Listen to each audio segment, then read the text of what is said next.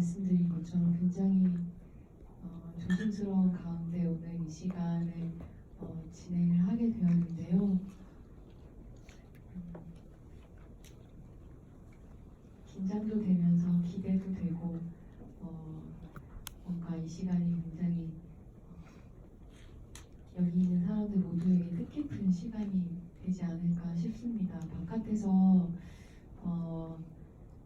오늘의 주인공 두 분을 미리 뵈었는데요.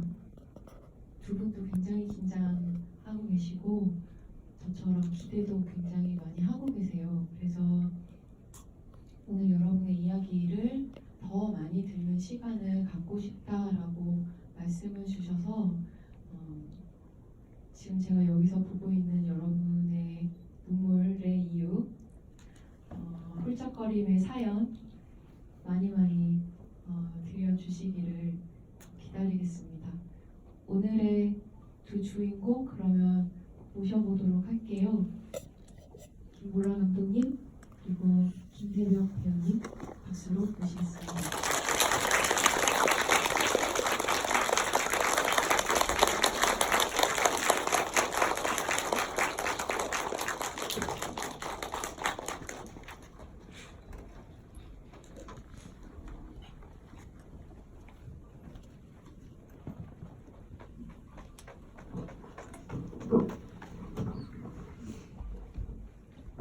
네,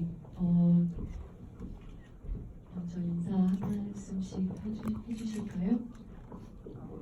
안녕하세요. 영지를 연기한 김세벽입니다. 반갑습니다.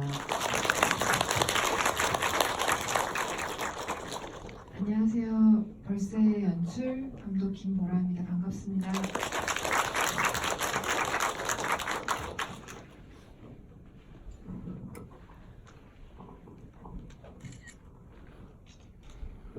요즘 많이 두 분 다 바쁘실 것 같아요. 그런데 사실 보통 바쁘다라고 하면 사람이 찌들기 마련인데요. 이 두 분의 얼굴에서 빛이 보이시죠? 그러니까 얼마나 행복하고 기쁜 바쁨인지가 너무 여실히 드러나는 그런 얼굴이에요. 두 분의 근황 먼저 여쭤볼까 봐요. 감독님 요즘 근황 어떻게 지내고 계신지요? 일단 여기가 저희 집 바로 앞이에요. 그래서 이렇게 표정이 좋은데 네, 그러니까 예전에는 이제 다른 극장은 너무 멀고 막 이러니까 그 심리적 거리가 있는데 저희 집에서 진짜 마을버스로 몇 정거장 안 돼요. 서교동 주변이거든요. 그래서 너무 마음 편하게 무슨 밥맛이 나오는 기분으로 여기 왔고 늦어도 집이 코앞이니까 굉장히 마음이 편하게 왔는데요. 일단 벌써 개봉하고 영화제에서 상영하는 거랑은 또 다른 느낌이더라고요. 아주 많은 분들의 후기를 그 SNS에서 보고 읽고 하고 있는데 그리고 무대 인사 이런 데도 사람들의 이야기를 조금씩 들을 수 있었는데 그게 저한테 굉장히 감사한 날들인 것 같아요. 그리고 같이 한 모든 배우분들이 굉장히 많이 고생하셨는데 같이 기뻐하시는 걸 보는 것도 저한테 되게 큰 기쁨인 것 같아요. 네. 저도 오늘 사실 집이 가까워가지고 저는 이렇게 자전거 타고 쉬고 올 수 있는 거리거든요. 그래서 되게 좀 낮에는 잠을 많이 잤어요. 아주 많이 하는 20시간도 안 되게 잤는데 그냥 그동안에 뭐 이렇게 사람들을 만나고 관객들을 만나고 그런 걸로 뭔가 일정들을 견뎌냈던 것 같아요. 그런 감상들 그리고 반응들에서 힘을 냈던 것 같고 오늘은 좀 몰아서 잘 자고 온 것 같아요. 그래서 충전이 완전히 잘 돼 있기 때문에 다시 또 재밌는 얘기 오늘 나눌 수 있을 것 같아요. 네, 기대됩니다. 저도 굉장히 가까워서 태명님 자전거 타고 오셨어요? 네. 저도 자전거를 타고 여기 왔는데 그래서 우리가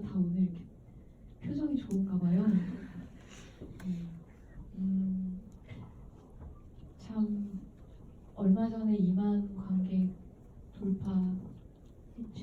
너무 축하드립니다. 감사합니다. 공식 개봉이 8월 29일이라고 되어 있더라고요. 이렇게 얼마 되지 않은 기간에 벌써 2만 관객을 넘고 지금도 많은 사랑을 받고 있고 개봉하기 전부터 25개의 상으로 정말 놀라운 사랑을 증명했고요. 근데 저는 그게 굉장히 궁금했어요. 그래서 꼭 이거를 여쭤보고 싶었는데요. 보통 뭔가를 만들어내는 창작자들은 자기의 작품에 대해서 그렇게 확신이 드는지 안 드는지 저는 모르겠는데 저는 확신이 거의 없는 편이거든요. 근데 감독님께서는 그런 예감이 어느 순간 들었을까라는 게 좀 궁금했어요. 어느 순간 내가 대단한 걸 만들었구나. 이게 세상을 바꾸겠구나. 약간 이런 좀 그때 당시에는 무모하게 여겨질 수 있는 그런 예감 같은 것이 혹시 있으셨는지, 있었다면 그게 언제 그런 예감이 드셨는지 궁금합니다. 개봉하기 전에요? 상영하기 전에요? 영화가 상영되기 전에? 언제라도 준비 단계에서요? 아니면 지금 상영을 하고 나서? 언제라도요? 있긴 있었나 봅니다. 디테일하게 시기를 묻는 것은 그러니까 막 무슨 신이시여 이걸 내가 만들었으니까 뭐 이런 건 아닌데, 그러니까 최근에 이제 트위터 글을 제가 정말 잘 읽고 있어요. 그러니까 사실은 막 중독이세요. 이 자리를 빌어 김새벽 주접계라는 트위터에 제가 굉장히 중독이 돼서요. 맨날 읽고 있어요. 새벽시보다 훨씬 더. 아무튼 네. 되게 여러 트위터 글들이 올라오는데, 그러니까 사실은 이런 자리에서 뭐 후기는 잘 안 찾아보고 뭐 그럴 수도 있잖아요. 감독이 좀 쿨해 보이려고. 근데 저는 그런 게 아니더라고요. 그러니까 이 글들은 저한테는 너무 마음이 먹먹해요. 날마다 진짜. 뭔가 말할 수 없는 그런 게 있어요. 그러니까 되게 우리가 이렇게 많이 참아왔던 것들을 이야기할 수 있는 공간이 있었더라면 덜 아팠을 텐데 그런 생각을 했었어요. 그러니까 사실은 부산영화제 끝나고도 이제 그런 인터뷰를 했는데 이 영화를 보고 영화 잘 만들었다가 아니라 영화를 보고 난 그날 일기를 쓰거나 친구들하고 이야기 나눌 수 있는 그런 자리가 있으면 좋겠다, 그런 얘기를 했었는데, 저는 이 영화가 마스터피스다 이런 얘기를 듣는 것보다는, 물론 들으면 좋지만 마스터피스라고까지는 생각하지 않지만, 네, 그냥 이야기들이 나오고 있다는 게, 그리고 여성들의 이야기들이 특히나, 그러니까 저는 이 이야기를 어떤 걸 계획하고 만든 건 아니었었어요. 이런 이야기들이 터져나올 거라는 걸 계획하고 만든 건 아니었는데, 이 지금의 이야기들을 만나면서 뭐랄까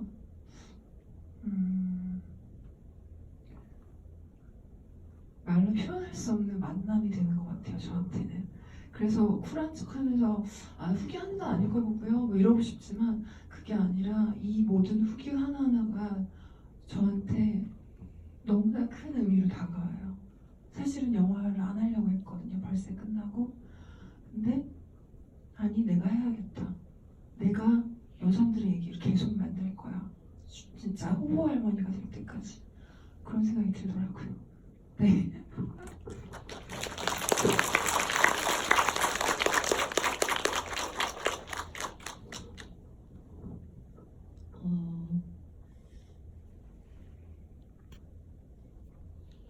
네. 그 새벽 배우님은 제가 영화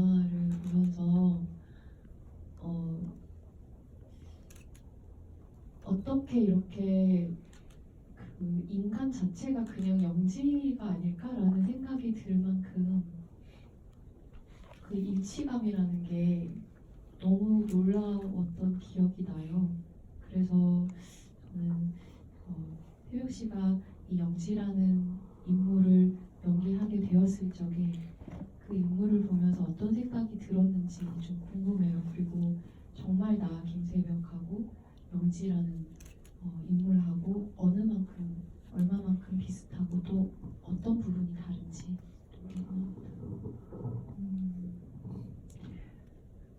처음에 이 벌새 시나리오를 읽어야 했을 때 시나리오를 읽는 것 자체가 되게 버거운 상황이었어요. 그 영화 찍는 거에도 많이 지쳤고 그때부터 좀 시작이 있었는데 그냥 제가 인간관계를 썩 잘하는 사람은 아니에요. 늘 뭔가 집에 와서 나는 왜 그렇지? 나는 왜 이럴까? 왜 좋아하는 사람들한테 이렇게 상처를 주고 마음을 다하지 못할까? 표현을 못할까? 이런 거 좀 고민을 많이 하고 그때가 좀 많이 심할 당시고 그냥 여러 가지가 다 지친 상태였어요. 근데 그게 벌새를 시나리오를 받고 이거는 지금의 내가 할 수 있을 것 같다. 그리고 하고 싶다. 시나리오가 너무 좋다. 영화가 더 찍고 싶지 않지만 이거는 찍고 싶다. 이런 마음이 좀 있었어요. 그래서 감독님 만나고 같이 하게 됐고 근데 그런 상태에서 영지를 바라보니까 이미 써 있는 것도 그랬지만 사람들이 영지한테는 뭐 이렇게 약간 초월한 사람 같다 이런 말을 많이 해주시던데 저는 오히려 정말 반대로 생각했거든요. 이 사람도 은희 같은 경험을 했고 여전히 하고 있고 계속해서 앞으로도 할 것 같고 근데 그 안에서 뭔가 힘을 내보려고 계속 애를 쓰는 사람이라고 생각했거든요. 그러니까 버티고 뭔가 사회적인 것과 아니면 인간적인 실망 이런 것들을 좌절 이런 것들을 많이 겪고 계속해서 좌절을 하면서도 힘을 내려고 하는 사람이기 때문에 은희한테 그런 말들을 애써서 마음으로 할 수 있지 않을까 생각했었고 근데 사실 저는 처음 시나리오를 봤을 때 닮은 부분이 있다고 생각을 했어요. 근데 촬영을 하는 과정에서 그리고 지나서도 생각해보니까 저한테 자꾸 부족한 게 보이더라고요. 아, 나는 영재 같은 사람은 아니구나. 그냥 어떤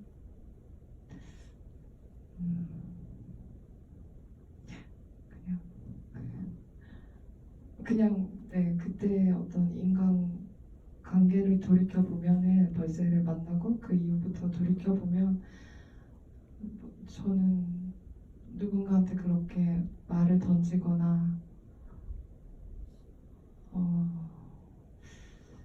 정확히 모르겠는데 아무튼 저한테 스스로 실망하는 어떤 과정들이나 사건들이 있었고 그래도 저는 영지 같은 닮은 부분이 있다면 그거를 받아들이고 내가 아끼고 사랑하는 사람들을 위해서 더 강해지고 더 좋아질 거라고 계속해서 다잡는 마음이 있다는 거 그거는 닮았다고 생각을 했어요. 근데 영지의 포용력이나 이런 거는 저한테는 없는 걸 좀 봤어요.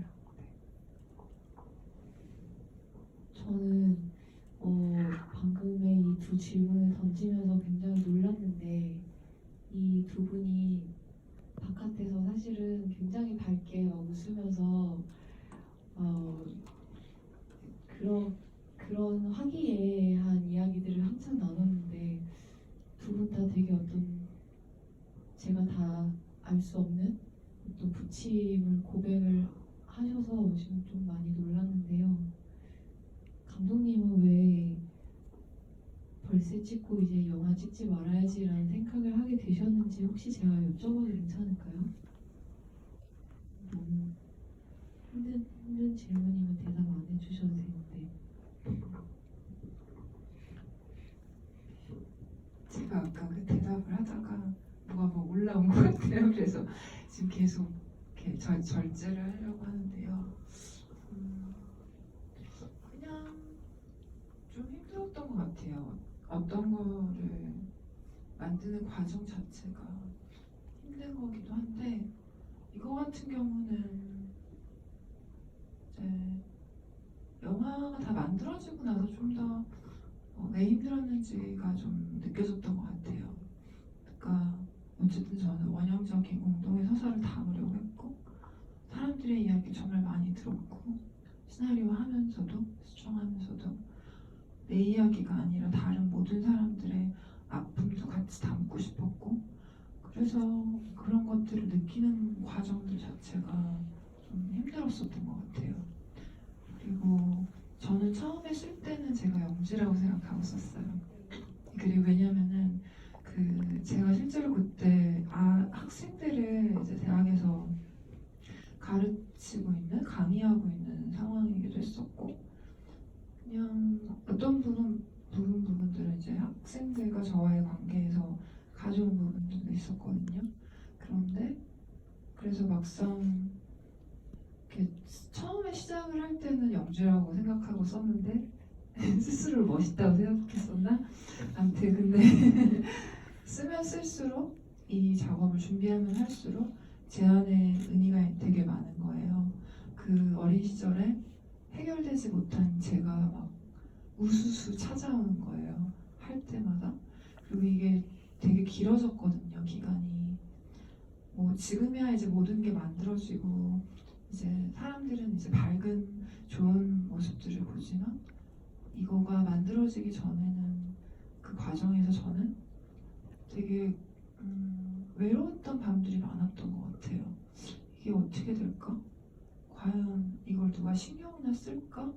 내가 여기서 안 만든다고 해서 누가 신경 쓸까? 뭐 이런 생각들을 했었던 적이 있었거든요. 근데 다행히 진짜 친구들이 저를 살렸어요. 가족이랑 친구들이. 저는 고마우신 분들의 그 고마운 분들 이름이 많거든요. 그 친구들 중에는 제가 돈이 많이 없을 때 이거 준비하다가 막 재정적으로 많이 힘들 때 용돈 붙여준 친구들도 있었고요. 정말 에어컨비가 갑자기 그때 너무 더운 여름이라 촬영 때 한 60만 원이나 70만 원 대여비가 그렇게 비싼 거예요, 사무실에.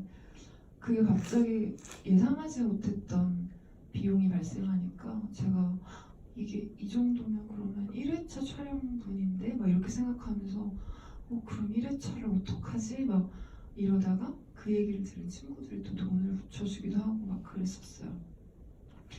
아무튼 뭐 되게 여러 가지 사람들의 도움들 속에서 영화가 만들어졌는데 그 과정 자체가 좀 힘들었다 보니까 이렇게 힘든 거를 다시 겪고 싶지 않다라는 생각을 했었어요.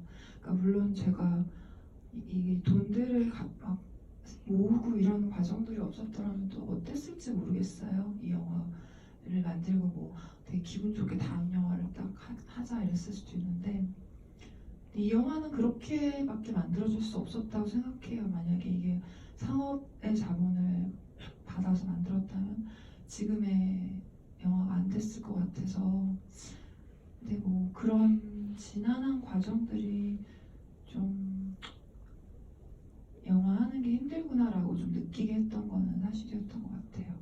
예. 그 가족과 친구들의 도움으로 내가 살았다라고 말씀해 주셨는데 얼마 전에 페이스북에 쓰셨던 글을 제가 읽었는데요.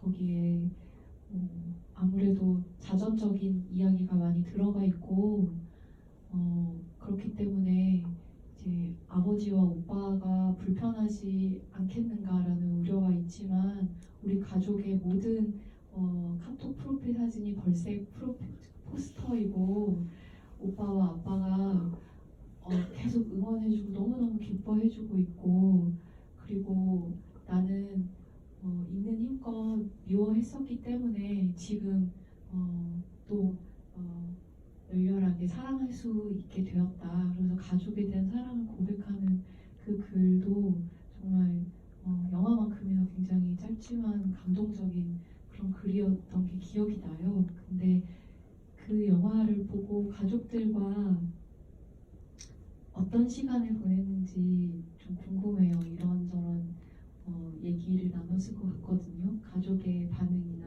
그런 것은 어땠는지 궁금합니다. 일단 가족들은 리코더 시험이라는 단편 때 이미 좀 시작을 했었어요. 저희가 이제 그 리코더 시험이라는 단편은 은희의 이야기를 다룬 단편 영화인데 주인공이 똑같이 은희고 가족 관계가 비슷하고 거기서도 은희네 집 부모님이 방앗간을 하는데요.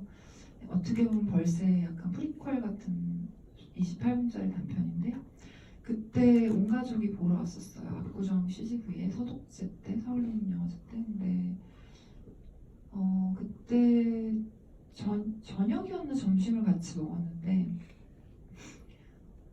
아무도 말을 안 했는데 되게 고요한 침묵이 흘렀는데 굉장히 아름다웠어요. 되게 아름다웠고 아빠가 조금 저희 아빠 썰렁한 농담 많이 하시거든요. 그러더니 그 주인공 은희 아빠가 바람을 피는 설정이 나오는데 나는 너네 엄마 바람 핀 적 없다 막 이러면서 되게 썰렁한 얘기를 해서 다들 하하하 하면서 이제 밥을 먹기 시작했던 기억이 나는데 그때 아무도 말을 안 했지만 굉장한 어떤 화해와 그런 용서, 치유의 에너지가 감돌았어요. 그러고 나서 집에서 가족들이랑 굉장히 사이가 좋아졌어요.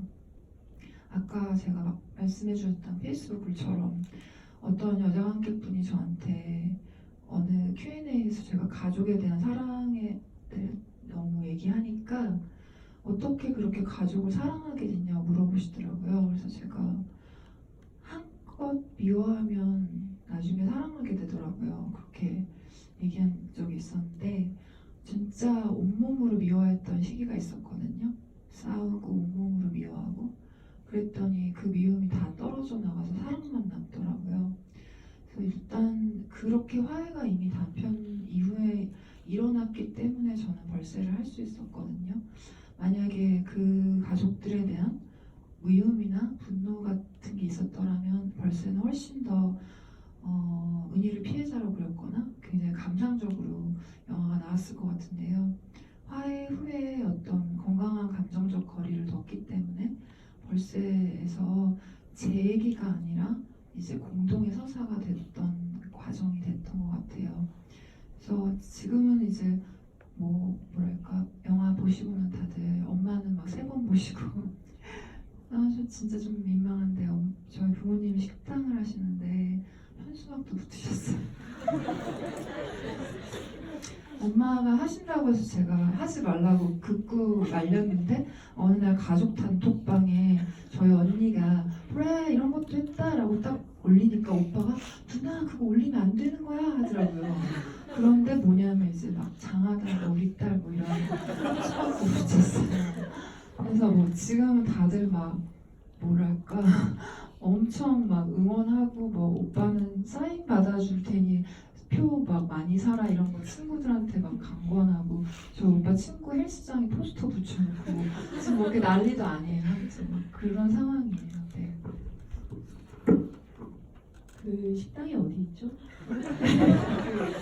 현수막 너무 보고 싶은데. 네, 그거는 이제 나중에 개인적으로 제가 여쭤보도록 하고요. 아까 제가 말씀드렸지만 감독님께서 여러분의 감상, 여러분의 이야기를 굉장히 많이 듣고 싶어 하세요. 그래서 여러분의 이야기를 좀 오늘 많이 들어보는 시간 가져보고 싶고요. 그리고 그 최초의 발언자 3분에게 그 소정의 어떤 선물이 있다고 제가 전해 들었습니다. 그래서 그것을 또 유념하시고 여러분의 이야기를 좀 들려주셨으면 좋겠어요. 벌써? 여기 앞에 계신 남자분이 가장 먼저 든 것 같습니다.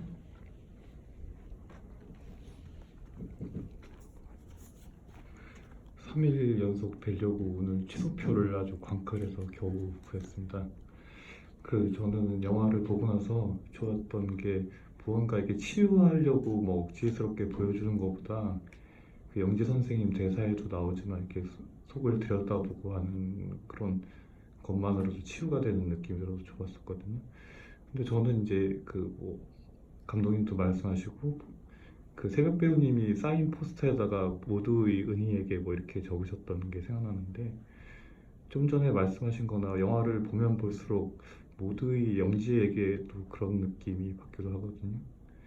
그 새벽 배우님이 그 편지를 적으신 걸 이제 지우 양이 읽는데 그 나중에 만나면 다 얘기해 준다고 하신 내용이 감독님이 얘기해 주셔도 좋고 새벽 배우님이 그게 어떤 내용이셨을지 생각해 보셨는지.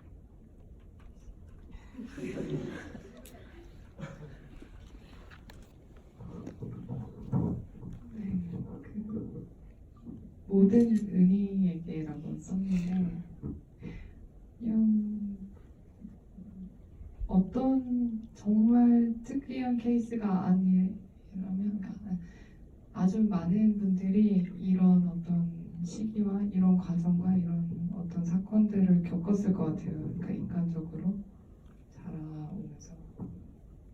그래서 그냥 100%의 확률로 다 맞는 건 아니지만 그래도 많은 분들이 은희와 같을 거라고 생각을 해서 그냥 그렇게 썼었는데,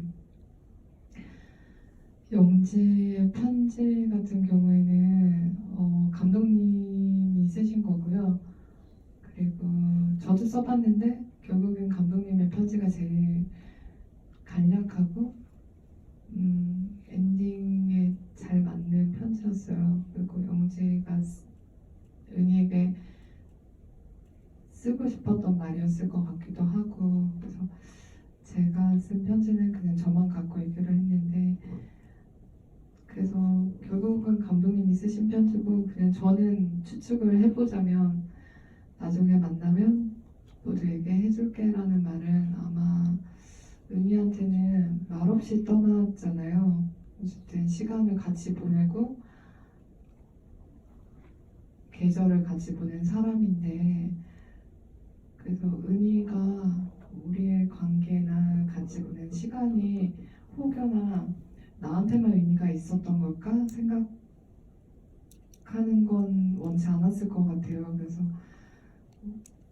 너에게도 그 시간이 소중하지만 나에게도 그 시간이 소중하다는 얘기를 꼭 전하고 싶었을 것 같아요. 네.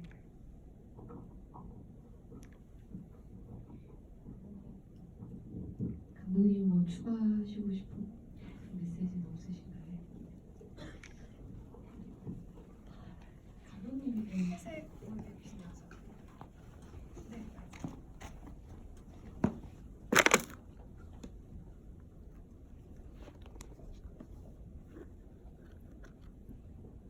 영화 주말에 보고 너무 좋아서 또 왔는데요.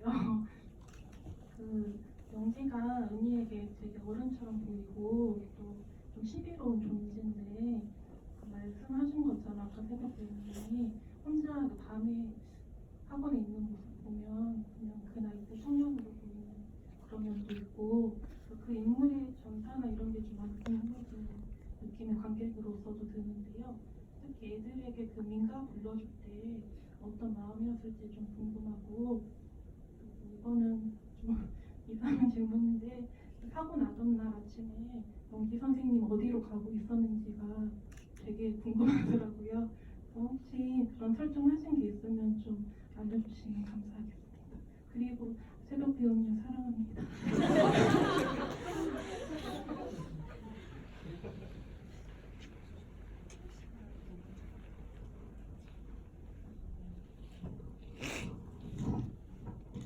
일단 감사합니다.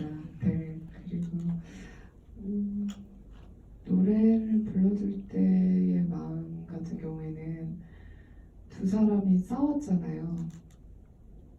근데 그냥 이 사람들한테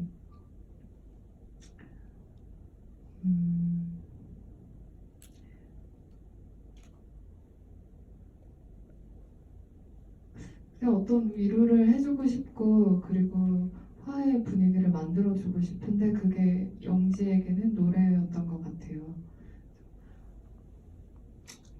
그런 마음으로 노래를 했어요. 여러 버전으로 조금 찍긴 했었는데 그래도 중심의 마음은 그냥 이 두 사람을 좀 위로해주는 마음이어서 그래서 처음에 그 찍을 때도 동선을 감독님이 저한테 어떻게 노래를 부를 것 같냐라고 얘기를 하셔가지고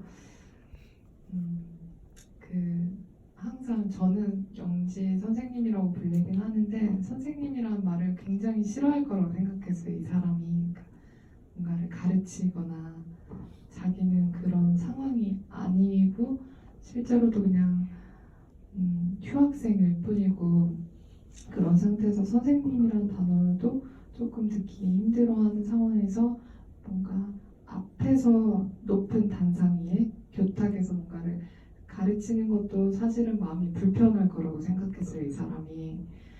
그래서 이 순간만큼은 아이들을 정면에서 보면서 동등하게 얘기를 해주고 싶었어요. 그러니까 얘기라는 것은 결국 노래인 건데 그래서 아이들의 이렇게 테이블이 옆에 있으면 꼭 앞에서 불러주고 싶었어요.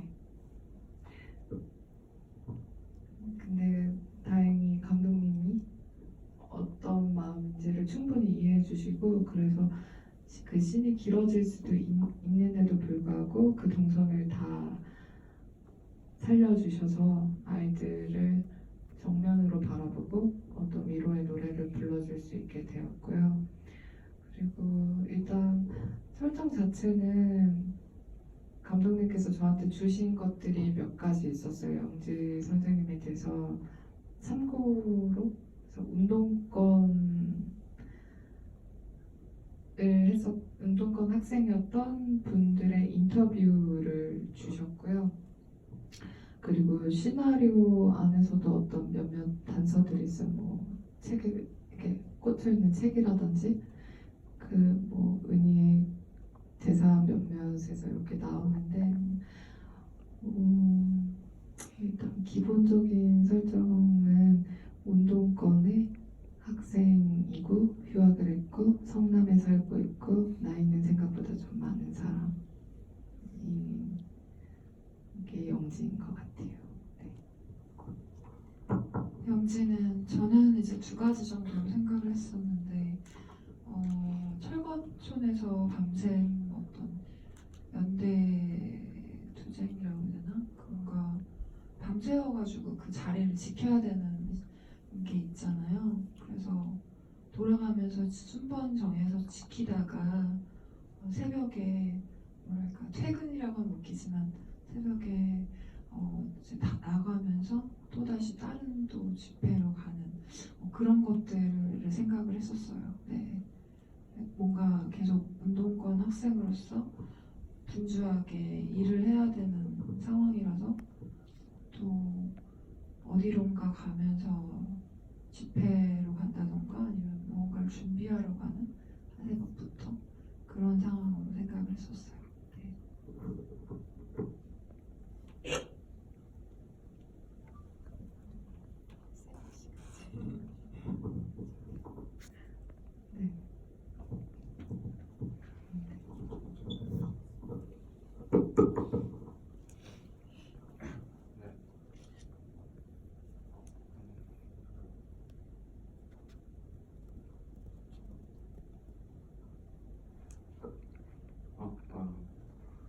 그리고 뭔가 그런 분위기인 것 같아서 말하자면 저 같은 경우에는 뭐 진단서 물어본 선생님은 없었는데 저도 형한테 맞아서 고막에 구멍 뚫린 적이 있거든요.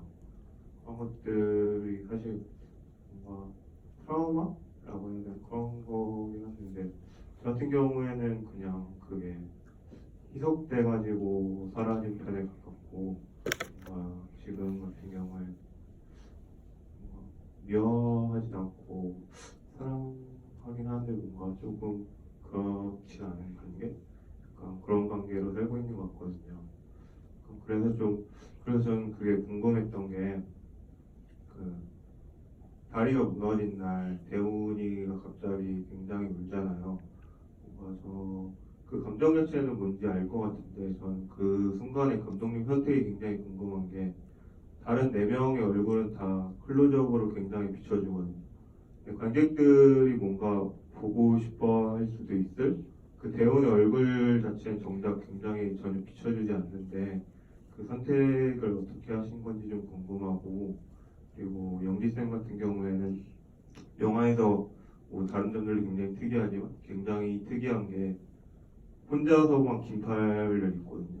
반팔을 한 번도 안 입는데 다른 극중인분들이 입을 때 그런 것도 뭔가 그런 캐릭터 구축의 그런 하나였는지 좀 궁금합니다. 이야기 나눠주셔서 감사합니다. 일단은 그 오빠가 오는 장면에 대해서 많이들 질문을 주셨었거든요. 그러니까 뭐 일단은 그렇게 우는 장면을 통해서 이 사람이 저질렀던 폭력을 합리화한다거나 그런 건 전혀 없었어요. 저는 폭력이 나쁜 것이고 부당한 것들을 참지 말라는 이야기를 영지의 입을 통해 작가로서 이미 얘기를 했다고 생각을 하고요. 그런데 그 폭력을 넘어서 이 사람이라는 개인에 대해서는 제가 이 영화의 캐릭터니까 나는 작가로서 모든 캐릭터를 사랑하고 싶다라고 생각했어요. 그럼 사랑하게 되면 이 사람이 아무리 모자란 면들이 있다 해도 사람의 이면을 들여다볼 수 있어야 된다고 생각을 했었거든요. 그래서 이 성수대교 저녁신에서 누가 가장 올까라고 고민을 했었어요. 사실 이 성수대교 저녁신이 슬픈 거는 수희가 살아 돌아왔지만 그렇다고 해서 또 마냥 기뻐할 수가 없잖아요. 죽은 사람들이 있고 그러니까 저는 재난 같은 것들이 우리에게 남기는 거는 그 부채가 그리고 살아남았지만 우리가 함께 어떤 부분이 우리의 어떤 세포의 어떤 부분들이 같이 죽는다고 생각하거든요. 저도 이거 준비하면서 성수대교 사건을 이제 찾아보고 다시 그러면서 이 성수대교에 분절된 그 이미지들을 보면서 정말 몇십 년이 지났는데도 어떤 신체적인 통증들이 조금 일어나는 게 느껴졌었어요. 그래서 이게 진짜로 우리에게 남아있는 트라우마구나라고 생각을 했고, 그래서 이 저녁 식사 시간에 살아남았지만 그것을 기뻐할 수 없는 더 안타깝기도 한 무언가가 너무 안타까운 여전히 그런 저녁 식사 씬을 조금 묘사하는 게 되게 중요했는데요. 근데 거기에서 누군가가 울 것 같았어요. 근데 이게 누가 울까라는 걸 생각을 했을 때 가장 울 것 같지 않은 사람이 울 것 같았어요. 그리고 그게 대훈이고 저는 대훈이가 은희를 괴롭히는 오빠로 나오지만 사실 대훈이가 가장 괴롭히고 끔찍하게 대했던 건 자기 자신이라고 생각하거든요. 그래서 자기 자신을 끔찍하게 대할 수밖에 없었던 그 아이, 그런 아이가 그 자리에서 울음을 가장 많이 터뜨릴 수밖에 없다고 생각을 했었고, 그리고 이 사람도 당연히 인간으로서 자기 누나가 그렇게 죽을 뻔했던 어떤 하루가 얼마나 길었을까? 모두에게 다 길었겠지만 가장 감정적으로 억압되어 있는 사람이 가장 많이 울고 통곡할 거라 생각했었고요. 그리고 클로즈업을 하지 않았던 이유는 이미 그 뒷모습의 와이드샷에서 많은 것들이 다 드러나서 그거를 우는 모습을 막 클로즈업 하면서까지 보여주고 싶지가 않았던 것 같아요. 이 영화 전체적으로 저는 감정적인 거리를 계속 두려고 했거든요. 그리고 어떻게 하면 은희가 좀 덜 우는 방향으로 연출을 할까라고 생각했었기 때문에 마찬가지로 여기서는 아주 큰 울음인데 일부러 좀 뒤에서 그리고 클로즈업을 잡지 않는 방향으로 다른 사람들이 오히려 그 리액션을 통해서 그 상황의 어떤 아이러니함 같은 것들을 좀 담아보고 싶었습니다. 그 오빠의 울음하니까 저도 궁금했던 것 중에 하나였는데 그 영화에 보면은 정말 아이처럼 엉엉 두 인물이 가장 영화 속에서 폭력적이고 가부장적인 아버지와 아들이잖아요. 그래서 그거를 여러분의 질문이 나오지 않으면 여쭤봐야지 하고 생각하고 있었는데 마침 여쭤봐 주셔서 저도 이참을 굳어서 해보자면 은희가 아파서 이제 병원에서 이제 자기 차례를 기다리고 있는 순간에 옆에서 아빠가 갑자기 오열을 정말 아이처럼 막 하기 시작하잖아요. 그리고 이제 그 형수대교 붕괴된 날에 저녁 식사씬에서 아들도 갑자기 이제 격렬하게 울음을 터뜨리는데 그 두 인물의 울음에 아까 말씀하셨던 그런 같은 동일한 느낌을 주기 위해서 울게 하셨던 걸까요? 약간 비슷한 맥락인 것도 있어요. 사실 뭐 아빠와 오빠는 어떻게 보면 순환골이라고 생각을 하거든요. 이제 오빠는 이 집안에서의 제2의 가부장이고, 그런데 사실 권력이 있나? 라고 생각하면 저는 사실 권력이 없었던 것 같다는 생각을 하거든요. 권력은 즐거운 거를 나누는 사람에게 권력이 있다고 생각해요. 저는 이 가부장제에서 제가 여성으로 살았지만 권력이 저한테 있다고 요새 느끼거든요. 그러니까 여성에게 있다고. 왜냐하면 이 가부장제 사회에서 여성들은 소수자지만 여성들끼리의 그 연대 속에서 엄청난 즐거움과 환희를 느껴요. 때때로 어떤 술자리에 가면 그런 은희 아빠처럼 독백을 하는 남자들을 볼 수가 있어요. 그러면 그 자리에서 저는 여자친구들이랑 2차 가자? 약간 그런 눈빛으로 있거든요. 그 자리에서 그렇게 독백을 한 남자는 어떤 즐거움도 누릴 수 없지만 대화를 할 수 있는 여성들은 삶의 진리를 알고 있거든요. 저는 그렇게 많이 생각했어요. 그래서 사실 이 가부장제 사회에서 정말 권력을 가진 것이 남자냐라고 물었을 때 저는 그것이 정말 대답하기 힘든 부분이라는 걸 제가 10대가 돼서야 되게 알기 시작했거든요.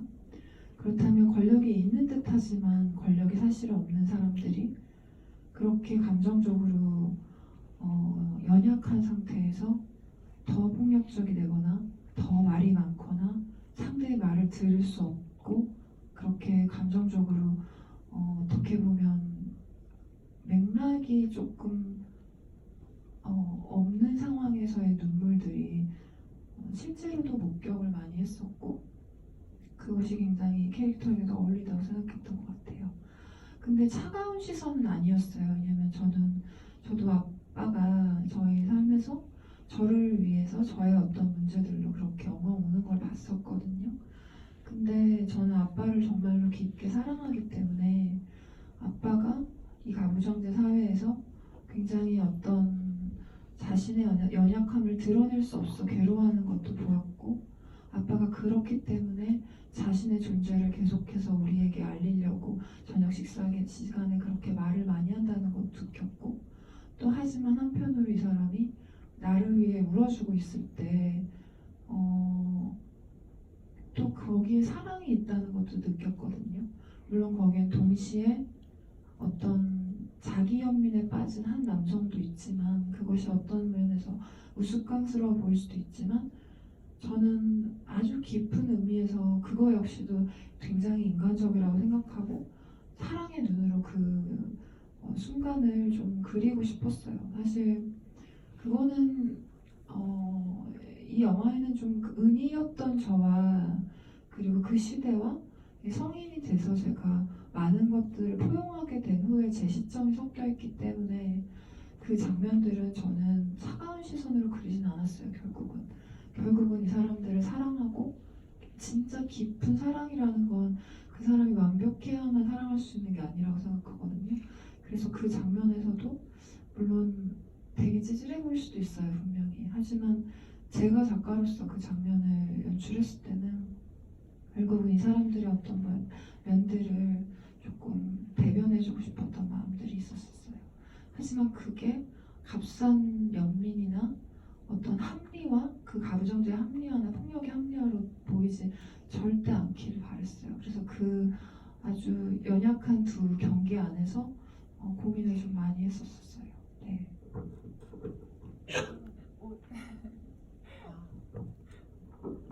옷은 의상팀이랑 같이 정한 거고요. 다 입어봤는데 사실 그냥 의견을 모았을 때 영지다운 것들을 찾아가는 과정에서 나온 의상들이고, 사실 감독님을 처음 미팅하러 갔을 때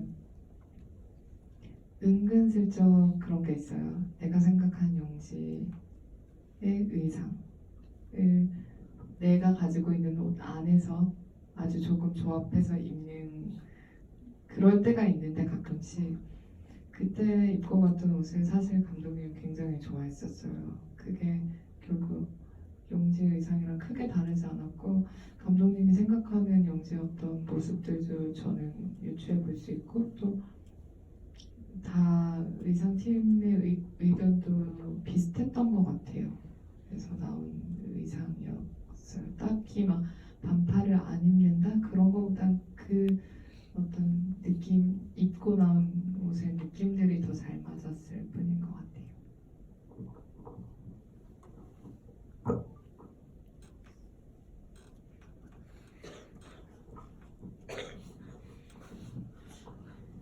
네, 그럼 저요. 네.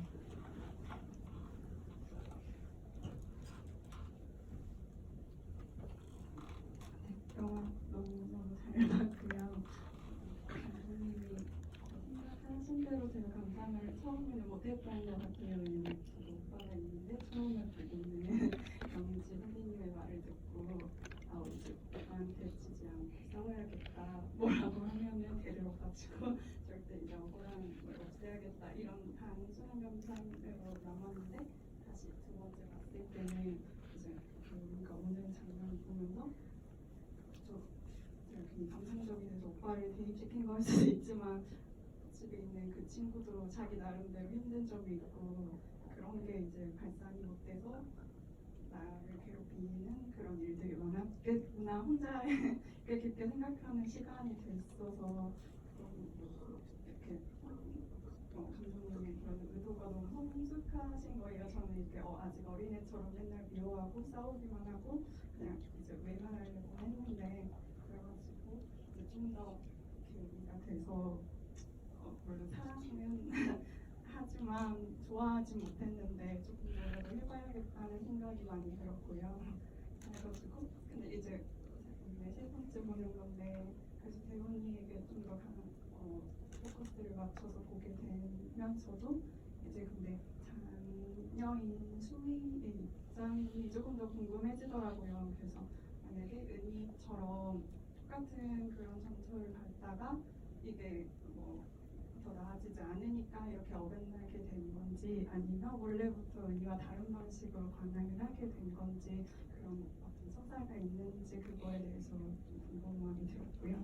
그리고 이건 그냥 개인적인 질문인데 저 문제벽 주접계 팔로우 하고 있는데 재밌게 보고 있는데 혹시 감독님이랑 세경님이랑 보시면서 기억에 너무 남는 그런 트윗이 있었다면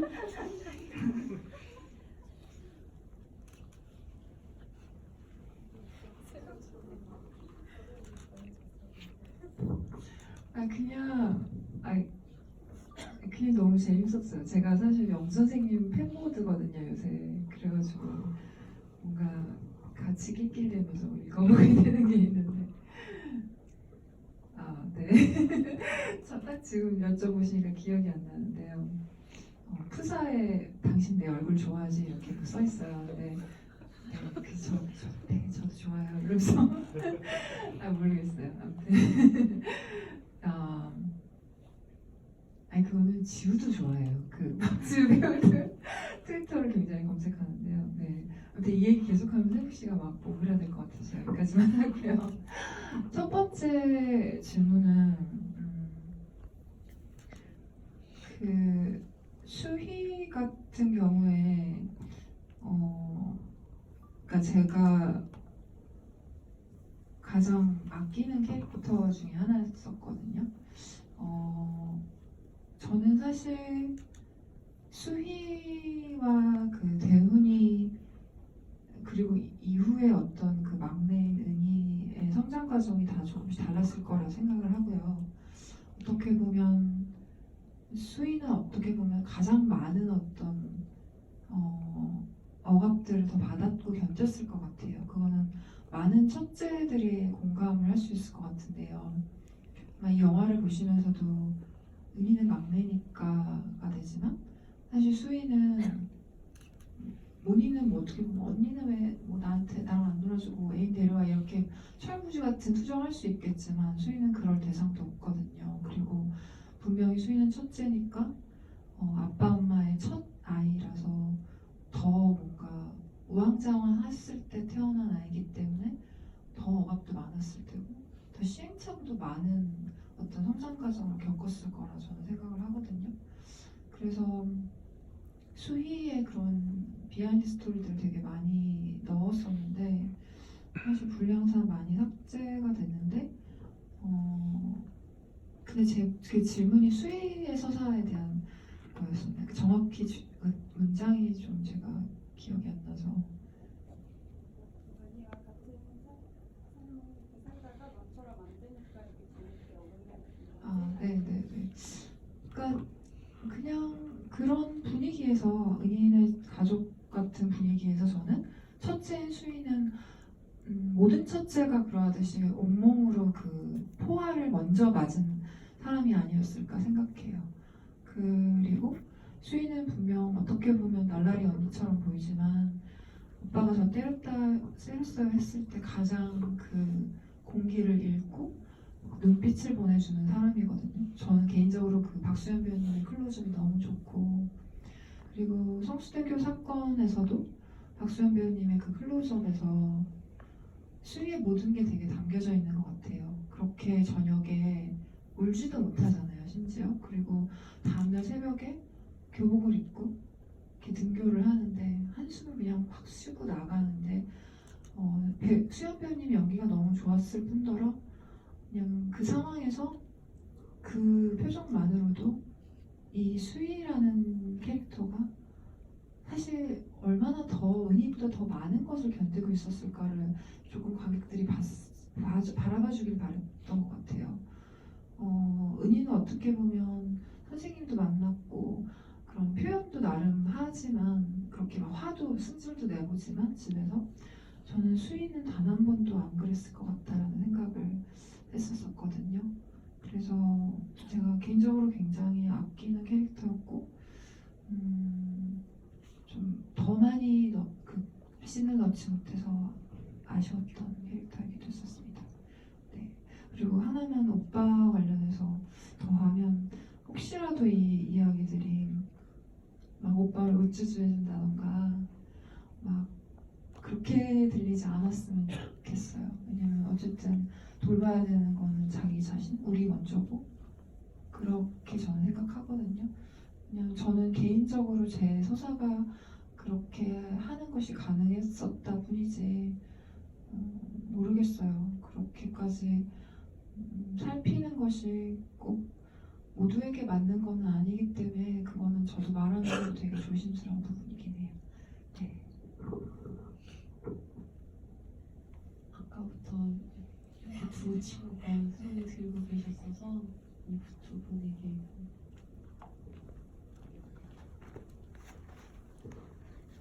영화 정말 재밌게 잘 봤고요. 김세벽 배우님 팬입니다. 네, 제가 질문하고 싶은 거는 그 오프닝 장면에서의 그 은희가 이렇게 집을 잘못 찾아서 엄마를 부르면서 엄마가 대답이 없죠. 그래서 약간 울면서 엄마를 부르잖아요.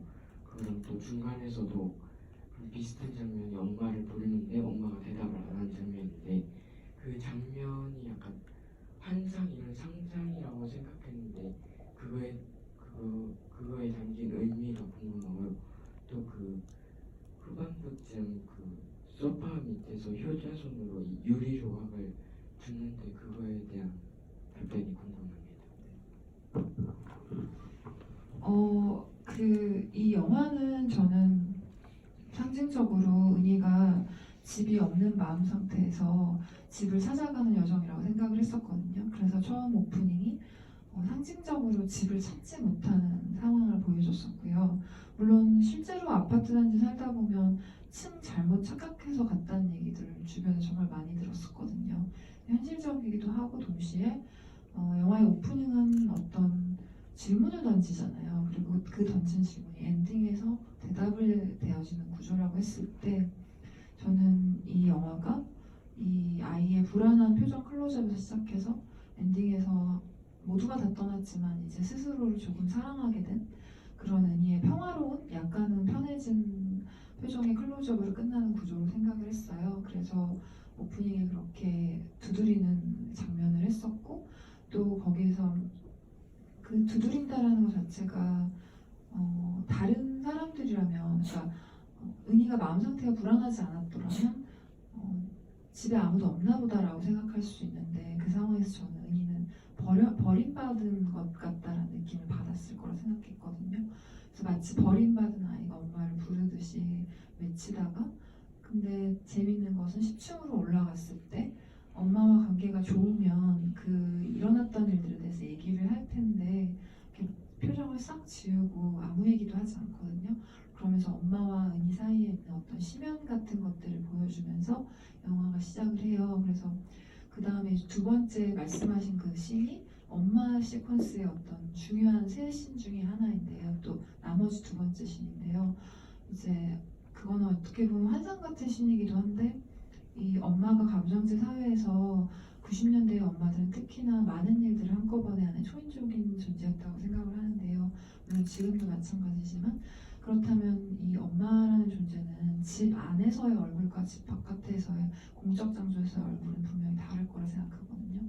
저도 엄마를 봤을 때 엄마가 집 안에서의 엄마와 바깥에서의 엄마가 굉장히 다를 때가 있었거든요.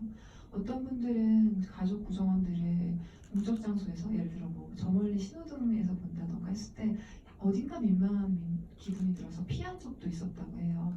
그러니까 그만큼 우리는 집에서 각각의 롤에 맞는 가면들을 쓰잖아요. 딸로서, 엄마로서 가면이라기보다 어떻게 고정된 역할 수행을 하다가 그 바깥 공간에서 엄마는 아빠가 춤을 추며 어떤 탈출구가 있을 동안 엄마는 그거마저도 없으니까 그냥 장 보러 갔다가 하늘을 바라보면서 그냥 세상하고 얘기하고 자기 안의 소용돌이와 만나고 있는 장면으로 생각을 했어요. 그런데 은희는 엄마의 마음을 알 길이 없으니까 어린 나이에 엄마를 외쳐대고 엄마는 듣지 못하고 그래서 나중에 한 몇십 년 흘러서 엄마의 마음을 은희가 이해하지 않았을까라고 좀 생각을 했었고요. 그리고 세 번째 씬이 이제 엄마가 감자전신을 해주는 장면인데요. 엄마 세 개의 씬이 이제 제일 중요한 엄마 씬이라고 생각하는데 이 마지막쯤에 돼서 엄마가 뭐랄까 바쁘고 유령같이 보일지라도 딸이 굉장히 힘든 일이 있었을 때 알아보는 순간을 꼭 보여주고 싶었어요. 엄마들이 그렇게 알잖아요. 사이가 안 좋은 것 같다가도 나한테 정말 안 좋은 일이 있었을 때 본능적으로 아는 거. 그래서 이 두 특징적인 씬 말고 엄마를 외쳐대는 대부분의 엄마는 뒷모습이거나 바쁘거나 힘들어 보이다가 이 감자전 씬에서 유일하게 클로즈업으로 굉장히 길게 은희의 눈을 바라봐요. 그러면서 우리는 관객으로서 엄마가 은희를 그냥 놓지는 않겠구나. 이 둘 사이의 관계의 변화라던가 이 둘 사이에 뭔가가 심연이 있는 듯 보였지만 사실은 이 둘 사이에 되게 깊은 끈 역시도 있다라는 것을 희망적으로 보여주면서 영화를 좀 끝내고 싶었어요. 네.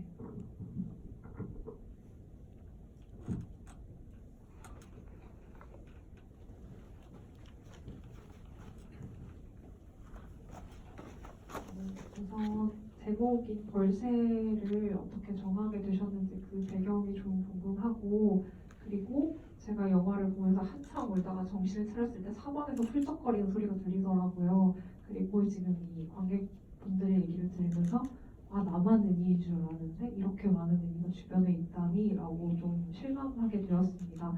그래서 감독님께서도 혹시 이 영화를 만들 때나 혹은 뭐 만들고 나서 지금 이렇게 관객들을 만나시면서 이렇게 많은 의미가 있을 거라고 생각을 하셨는지 또 앞부분에서도 사실 이야기해 주셨지만 그 의미들을 만나면서 어떤 기분이 드셨는지가 좀 궁금합니다. 일단 시나리오 단계에서 조금 집착적일 정도로 피드백을 많이 받았어요. 정말 40~50명을 받았었던 것 같아요. 거기에는 이제 서울영상위원회에서 익명으로 이제 20대, 30대 분들에게 익명으로 모니터링한 한 10몇 명의 그런 사람들도 있었지만 그걸 제외하고라도 저희 주변 사람들이 굉장히 많은 모니터링을 해줬었어요. 거기에는 어떻게 보면 여성 창작자로서 어떤 완벽주의도 좀 작용을 했던 것 같고요. 그리고 이게 어떻게 보면 개인적인 서사에서 조금 시작을 했으니까 공동의 서사, 원형적 서사로 만들어야 된다는 어떤 강박이 작용을 했었어요. 그래서 초고가 나오고 그걸 영문 번역을 다 해서 이제 대학원 친구들, 그러니까 전 세계에 있는 친구들한테 코멘트를 좀 받았었어요. 유럽 친구들, 그리고 아시아 친구들, 그리고 미국 친구들, 그리고 연령대도 실제 중학생 친구부터 그리고 60대 후반의 저희 학교 교수님까지 해서 정말 좀 데이터를 뽑으려고 했어요. 어떻게 보면 좀 집착적이지만 지금 생각해보면 좀 그때는 어쩔 수 없었다라는 생각이 좀 들어요. 근데 정말 놀랍게도 그때 정말 많은 사람들이 자신의 이야기를 나눠주셨어요. 그러니까 시나리오 코멘트를 해달라고 요청을 한 거였는데 시나리오 코멘트도 물론 했지만 아주 많은 사람들이 내가 어렸을 때는 말이야 라는 얘기를 해주셨어요. 예를 들어 한 명은 스웨덴 친구였나 그 친구가?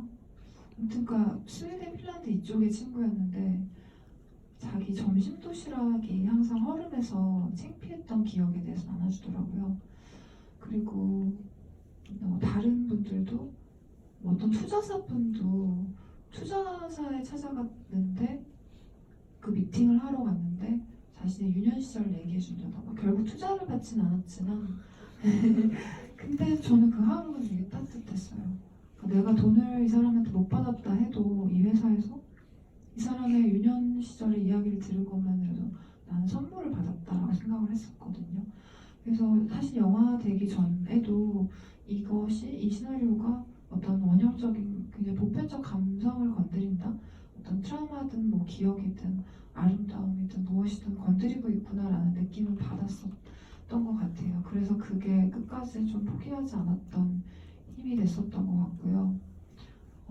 최근에 메리 헤론 감독님이 아메리칸 사이코 만드셨던 그분도 이 영화를 보시고 평을 주셨는데 추천사는 짧게 나갔지만 이제 홍보에는 긴 이메일을 주셨는데 사실은 어렸을 때 은희처럼 물건을 훔치고 그랬던 얘기를 해주셨어요.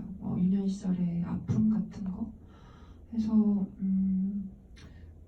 그냥 지금 무수히 많은 은희들의 얘기를 들으면서 제가 느끼는 건 아까 제가 공공의 장소에서 막 눈물을 흘리는 게 나쁘다는 게 아닌 걸 알면서도 좀 왠지 안 하고 싶더라고요. 근데도 요새 평들을 읽으면 그 말할 수 없는 감격이 있어요.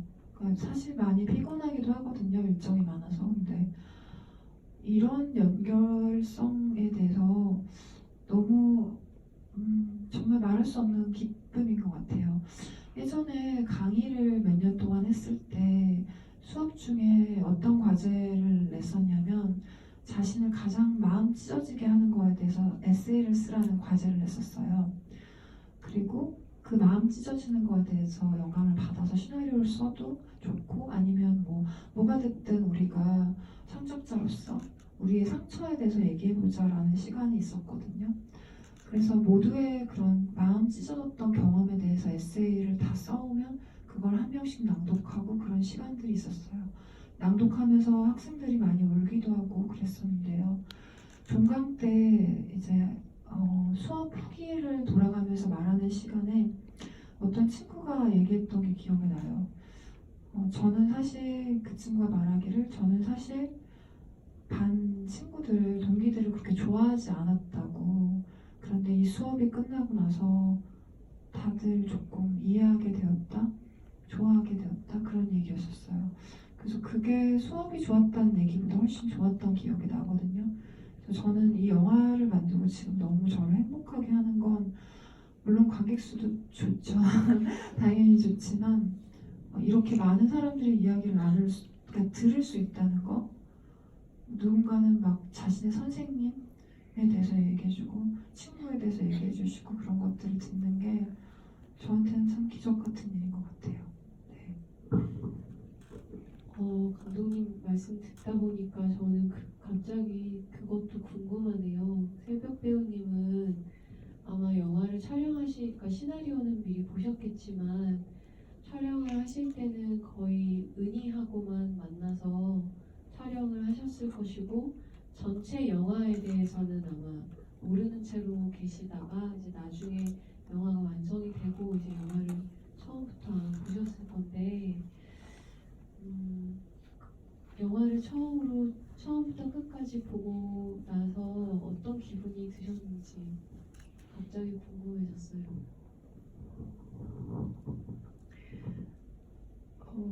두 가지가 있는데 하나는 영재로서의 은희를 바라보는 게 있고 또 하나는 그냥 제가 은희 똑같이 진짜 관객분들과 똑같이 은희가 됐던 그리고 은희였던 시기들이 떠오르고 그랬던 것 같아요. 그래서 저 또한 어릴 때 저는 그래서 94년도를 떠올려 봤어요. 94년도에 나는 초등학교를 입학한 지 얼마 안 된 나이였고 그냥 그때를 정말 오랜만에 보통 잘 생각 안 해보잖아요. 왜냐면 떠오르지도 않고 하니까 저학년 때는 초등학교 때. 근데 진짜 떠오르는 게 하나 있더라고요. 그렇게 뜻대로 뭐가 안 되는 게 굉장히 슬펐어요. 정말 어디서 뭐였는지 모르는 아이들이 같은 반에 있고 적응하기가 힘들고 섞이는 것 같지 않고 왜 이렇게 뭔가 슬플까? 그거를 왜 초등학교 저학년이 그런 생각을 하고 있는지 모르겠는데 그냥 교실에 있기가 힘든 마음들이 굉장히 오랫동안 있었어요. 저는 그게 사실 중학교 때까지도 굉장히 많이 이어졌고 그러니까 서투른 거죠. 그리고 섞이는 것도 힘들고 그래서 가장 강한 기억은 학교 안에 연못이 있었는데 겨울이었어요. 연못에 항상 이렇게 서 있던 게 기억이 나요. 연못이 특이하게 겉은 어는데 안에 물고기가 움직이잖아요. 학교 안에 연못들은. 그래서 꼭 쉬는 시간이 되면 꼭 도망가듯이 거기에서 물고기들 보고 있던 거 그게 굉장히 생각이 나더라고요. 그러니까 영화가 그런 저를 떠올리게 해줬고 사실 그런 과정 찍는 안에서도 감독님이랑 어릴 때 얘기를 굉장히 많이 했어요. 저는 여전히 아직 저 또한 치유되지 못한 어떤 것들이 있거든요. 어릴 때 아직도 저는 저랑 이렇게 완벽하게 화해를 하지 못했고 근데 영화를 통해서 그냥 좀 더 해보고 싶다. 그러니까 그 과정들이 전혀 무의미하지 않잖아요. 지금의 저를 만들어줬고 그게 좋든 나쁘든 간에 지금의 저를 형성해준 거기 때문에 감사하긴 한데 너무 괴로웠지만 그래도 앞으로를 생각하면 좀 더 화해해보고 싶다. 그런 걸 영화를 보면서 생각을 했던 것 같아요. 그래서 관객으로서도 저는 고마워요. 네. 1994년도에 초등학교 저학년이셨군요. 네. 아마도 감독님하고 저하고 동갑일 거예요. 그래서 1994년도가 은희보다 한 살 어린 나이였죠. 딱 중학교 1학년 거의 동시대라고 봐야 돼서 아마 많은 분들이 나 또한 은희였다라고 생각하셨겠지만 저 역시 나 또한 은희였다 플러스 생물학적으로도 은희였다 약간 이런 정말 강력한 일치감을 맛봤던 그런 체험이었습니다. 또 질문 저쪽에 네 안경.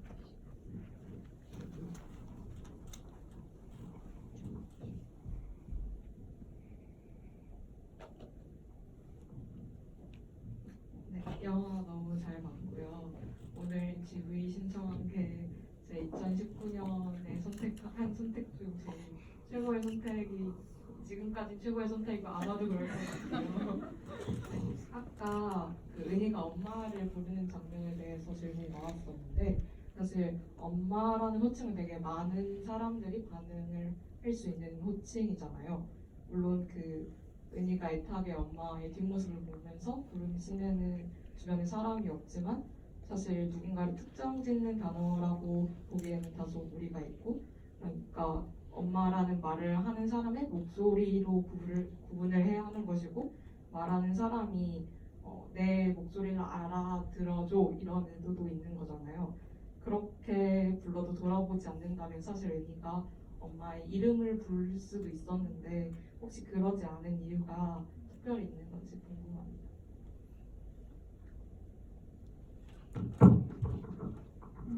그거는 사실 엄마의 이름을 부르는 게 약간 금기 같은 게 있어서 그랬던 것 같아요. 엄마의 이름을 저도 불러본 적이 없고 아빠의 이름도 마찬가지고 그리고 사실 네 그래서 그랬던 거고요. 짧게 답하면 근데 엔딩 크레딧 넣을 때 되게 고민을 많이 했어요. 아빠도 엄마도 어쨌든 사실은 원래 설정상은 캐릭터 이름이 있는데 그 이름이 한 번도 불려지지가 않기 때문에 엄마는 딱 한 번 그렇게 하면 사람들이 헷갈려 할 것 같아서 그냥 결국은 가장 이해하기 쉬울 크레딧인 엄마 아빠로 들어갔거든요. 근데 사실 그게 좀 개인적으로도 많이 아쉬웠었어요. 네, 근데 그거는 아무래도 우리나라 문화상 좀 그럴 수밖에 없었던 게 있었어요. 네. 또 궁금하신 네.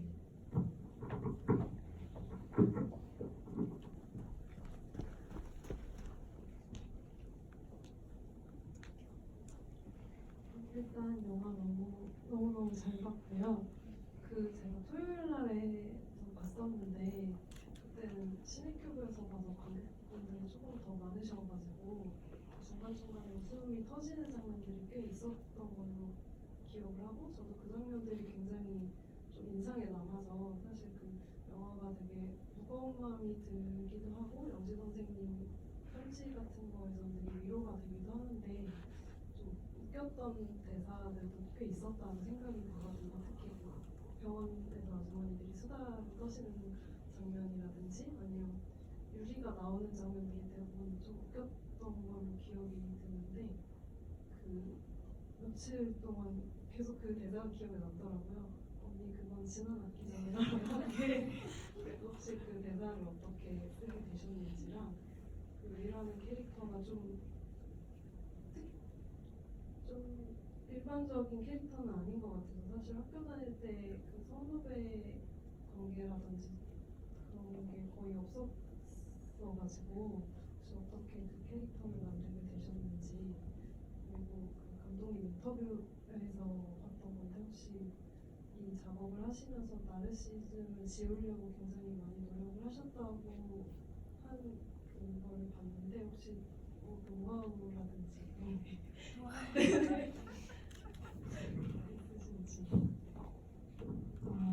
일단은 저는 영화의 유머가 맞는 게 되게 중요하다고 생각하거든요. 그래서 오늘 너무 진지하게 막 답변해서 이 모드에서 좀 벗어나자 막 이런 생각이 드는데 살면서 웃기는 게 되게 저는 중요하다고 생각해요. 유머도 중요하다고 생각하고 그래서 사실 제가 트위터를 보면서 되게 좋았던 게 그 뭐랄까 그 유머가 너무 좋았어요. 뭔가 건강해 보이기도 하고 아무튼 재밌는 것들을 보면서 이렇게 진지한 영화를 재밌게 해석하는 것도 좋고 막 그렇더라고요. 근데 아무튼 그 언니 지난 학기잖아요는 웃기면서 은희한테는 웃기지 않은 대사로 썼는데요. 웃긴 거가 저는 좋은 것 같아요. 그 순간에서 너무 놀래서 사람들이 웃는 거 전 좋은 것 같고 기억이 안 나요. 어떻게 제가 그걸 쓰게 됐는지는 그냥 그 씬을 쓰다 보니까 너무 자연스럽게 나왔는데 그렇게 왠지 말할 것 같아서 이 아이가 무슨 변명을 할까 하다가 원래는 뭐 다른 여러 가지 변명이 있었던 것 같은데 그걸로 결국 됐는데 그 나이 때 애들은 막 11일 기념 막 이런 것도 하고 20일 기념 막 이런 것도 하잖아요. 왜냐면 사실 우리랑은 그 시간의 프레임이 좀 다르더라고요. 진짜 한 달이 정말 긴 거고 왜냐면 한 달에도 막 쑥쑥 크고 막 몸이 변하는 시기니까 우리의 그러니까 어른이 된 사람들의 그 시간하고는 좀 개념이 다른 것 같거든요. 그래서 그게 그 나이 때 학생들한테는 굉장히 적절한 얘기라고 생각했어요. 그리고 두 번째는 유리 캐릭터 같은 경우는 실제로 뭐 여중여고 나오신 분들은 많이들 멋진 언니들 그런 X 관계 많이 맺어 보셨을 거라고 좀 생각하고 저도 X 언니 맺어본 적 있었거든요. 중학교 때. 저도요. 저도요. 다 우린 아니죠? 네. 그래서 네 그냥 전 자연스럽게 했고 그리고 은희 같은 경우는 저는 캐릭터적으로 그러니까 판단 분별을 하지 않는 캐릭터로 만들고 싶었어요. 굉장히 유동적이고 또 저항적인 사람이고 어떤 거에 이름표 붙이지 않는 사람이라고 생각을 했고 그래서 유리와 지원이의 관계도 은희에게는 아주 자연스러운, 지극히 자연스러운 거라 생각했습니다. 그리고 세 번째 나르시시즘을 제거하는 노하우는 그냥 일기도 많이 쓰고요. 스스로를 희화 많이 해보려고 해요. 그러니까 어른이 된다는 거는 자신의 우스꽝스러움에 너털 웃음을 지을 수 있을 때 어른이 된다? 뭐 이런 문장을 봤었거든요. 근데 저는 그냥 제 자신을 되게 희화해보려고 노력도 많이 해요. 그냥 나쁘게 깎아내린다가 아니라 뭘 실수를 해요. 그날에 뭐 관객과에 대화하다 말실수를 할 때도 있고 할 때 뭐 예를 들어 그냥 그날 밤에 그랬을 수도 있지 하하 하려고 좀 노력을 하고요. 많이 진지하기도 하지만 또 진지하지 않고 재밌게 뭔가 유머로 승화해보려고도 많이 노력을 해요. 그리고 제일 나르시시즘을 깨는 좋은 거는요. 나만 힘든 게 아니라는 걸 생각하면 되는 것 같아요. 그러니까 그렇다고 내 힘든 게 고유하지 않다? 힘들지 않다는 아닌데 그러니까 모두가 되게 이 삶에서 잘 살아가기에 고군분투하고 있다는 것을 정확히 보면서 나의 고통을 또 정확히 위로해주는 거 그게 동시에 갈 수 있다고 생각하거든요. 그런 마음으로 또 영화를 만들기도 했고요. 내 고통, 옛날 고통이 힘들었기도 하지만 또 그게 엄청나게 대단한 것도 아니고 그렇다고 대단하지 않은 것도 아니야라는 그런 마음으로 좀 이 시나리오를 작업을 했는데요. 그게 약간 나르시시즘 격파하는데 좀 도움이 되는 것 같아요. 그 감독님께서 지금 계속 이렇게 말씀해 주셨던 여러 가지 있잖아요. 유머 감각이 굉장히 중요한 것 같고 나 스스로를 건강하게 희화하는 거 중요한 것 같고 그리고 나만 힘든 것이 아니라 타인의 힘듦도 인지하고 그 안에서 이제 나의 힘듦도 같이 이렇게 생각해보는 사고력 키우고 할 수 있는 그걸 다 할 수 있는 방법이 있어요. 트위터를 열심히 해서. 네, 그래서 저 지금 방금 김새벽 주접기 저도 팔로잉이니까 트위터에 정말 고수가 정말 많이 계시기 때문에 트위터로 이 말씀하신 모든 것을 단련하실 수 있다. 이런 팁을 하나 전달을 해드리고 싶고요. 그리고 제가 이제 시간이 다 되어서 좀 마지막 느낌의 질문을 좀 드리고 싶은 게 저는 영화 보면서 또 하나 발견한 것이 이 김새벽의 손가락의 연기라는 것에 대해서 좀 발견했던 것 같아요. 힘들고 우울할 때는 손을 봐라고 물론 그 전에도 칠판에 한자를 쓰는 손가락이랄지 자기 팔을 이렇게 안고 있는 그 모습에서 언뜻 보이는 손가락이랄지 굉장히 가늘고 여위고 또 길고 예쁜 손가락을 지니고 있더라고요. 근데 내 손가락을 봐라고 하면서 이렇게 까딱까딱하는 그 장면이 정말 너무너무 아름다웠는데 생각해보면 은희도 영화의 초반에 그 떡집에서 엄청나게 떡을 온 가족이랑 만들어서 팔고 그날 밤 이제 돈을 현금을 막 세다가 갑자기 자기 손을 이렇게 보거든요. 그걸 보면서 은희와 연지 선생님은 만날 수밖에 없는 운명이었던가 보다. 정말 비슷한 사람이었나 보다 이런 생각을 했고 뿐만 아니라 같은 왼손잡이라는 거 그리고 다정하면서도 굉장히 서늘한 눈빛을 가지고 있다라는 거 그런 부분에서 둘이 정말 깊이 닿아 있다라는 생각을 했었어요. 그래서 저는 이 손가락을 힘들 때 들여다보는 어떤 이 제스처가 실제 감독님의 어떤 힘들고 우울할 때 그거를 좀 견디는, 다루는 어떤 버릇인지가 궁금하고요. 그리고 새벽 배우님한테는 혹시 자기의 어떤 우울과 힘듦을 어떻게 스스로 대면하는지, 다스리는지 그것도 같이 여쭤보고 싶습니다.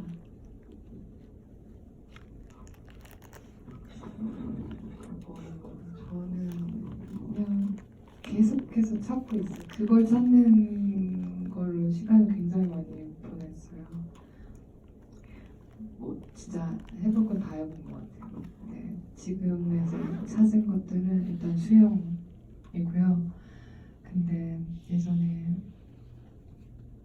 잠깐 받았던 상담에서 선생님께서 수영은 근데 원할 때 할 수가 없잖아요 라고 하시는 거예요. 그래서 원할 때 늘 언제나 갑자기라도 할 수 있는 거 찾으라고 하셔서 일기를 쓰는 거는 네 하고 있고 걷는 거 그 세 가지로 좀 버티는 것 같아요. 그리고 먹는 거 네 그렇게 걷고 수영하고 일기 쓰는 거 그걸로 좀 많이 버티는 것 같아요. 저는 그 대사는 그러니까 제가 시나리오에서 유일하게 제가 쓰지 않은 대사가 그거예요. 제가 들은 얘기예요. 네. 그러니까 제가 아는 언니한테서 그 언니가 우울했을 때 어떤 분한테 그런 조언을 들었다고 한 10몇 년 전쯤에 이야기를 했었어요. 언니가. 그래서 일기에 적어놨었어요. 그게 너무 마음에 들어서. 굉장히 구체적인 조언이잖아요. 근데 그게 막 걱정 마, 힘내, 뭐 잘 될 거야 이런 게 아니라 되게 사람의 어떤 본질을 건드리는 조언이라고 생각했어요. 그래서 그 대사는 그 언니로부터 듣고 적게 됐어요. 네. 정말 이 영화 보신 분들은 진짜 영화 보시면서도 자기 손 보신 분 아마 여기 계실 것 같아요. 이 까딱까딱 해보신 분 분명히 계실 것 같고 실제로 저도 영화를 보고 나서 제 손을 이렇게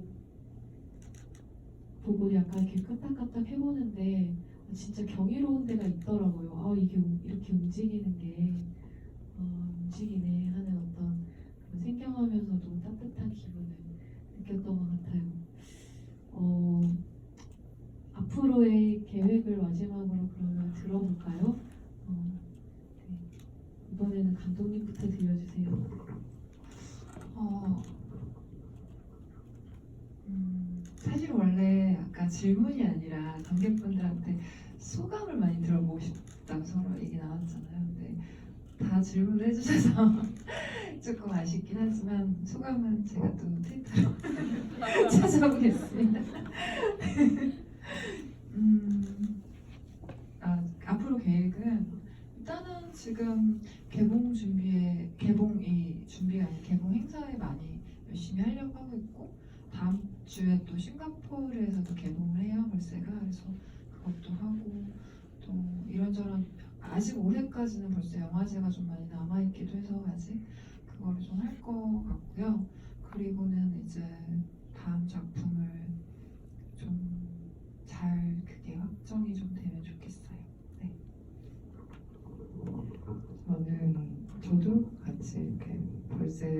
반영돼서 일정들이 남아있고 아마 사랑을 더 주시면 주실 만큼 더 일정이 생기지 않을까 싶고요. 긴 기간 동안. 그리고 저는 촬영이 끝난 지 그렇게 오래되지 않아서 조금 더 놀고 싶은 마음이 있어요. 네. 놀 거예요. 네, 오늘 마지막으로 관객분들에게 인사 한마디씩 해주셨으면 좋겠습니다. 오늘 와주셔서 정말 감사드리고요. 잘 봐주셨기를 좀 바라고 이제 첫 주인데 개봉한 지 얼마 안 됐는데 주변 분들한테 많이 나눠주실 수 있으면 또 좋을 것 같아요. 영화가 좋으셨다면요. 그냥 많은 사람들한테 많이 나누고 싶다는 생각이 좀 들더라고요. 원래는 뭐 그런 얼마나 보나 이런 거에 사실은 생각조차 안 했어요. 기대도 별로 없었던 것 같은데 그 후기들을 보면서 많은 사람들이 같이 경험하고 공감할 수 있으면 좋겠다 생각했고 오늘 보신 분들의 후기도 제가 집요하게 또 검색을 해보겠습니다. 네, 만나서 반가웠습니다. 감사합니다.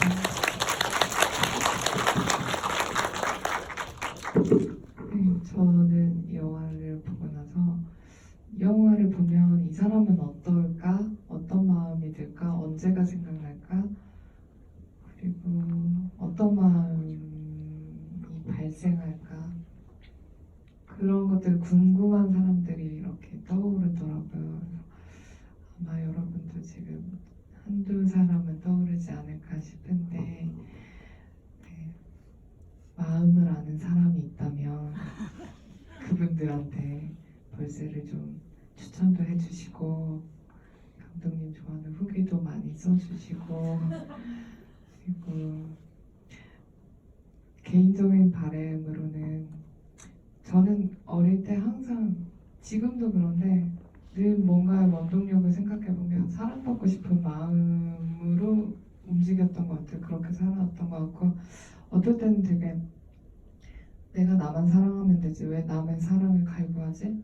비참할 때도 있거든요. 근데 결국에는 사랑받고 싶은 마음을 버릴 수가 없더라고요. 근데 이 영화를 보면서 그냥 어릴 때 늘 부족한 사랑의 크기에 좀 아파했던 자신을 조금은 위로할 수 있었던 것 같아요. 그래서 여러분들도 이 영화를 보는 2시간 18분 동안 그런 마음을 조금은 어릴 때 자신을 위로해 줄 수 있는 시간이었길 바라는 마음이 있습니다. 네. 월요일에 피곤하실 텐데 이렇게 늦게까지 남아주셔서 정말 감사합니다. 반갑습니다. 네, 오늘 진짜 말씀해주신 것처럼 늦은 밤에 와주셔서 너무 감사드리고요. 네, 감독님이 말씀해주신 것처럼 여러분의 개인적인 사연 듬뿍듬뿍 담은 어떤 글들 네, 트위터에 열심히 올려주시면은 김새벽 부족계가 일일이 이렇게 찾아서 알기하고 편안할 것 같습니다. 네, 저희 세 사람 모두 주목하고 기다리고 있겠습니다. 다시 한번 오늘 와주셔서 너무 감사합니다.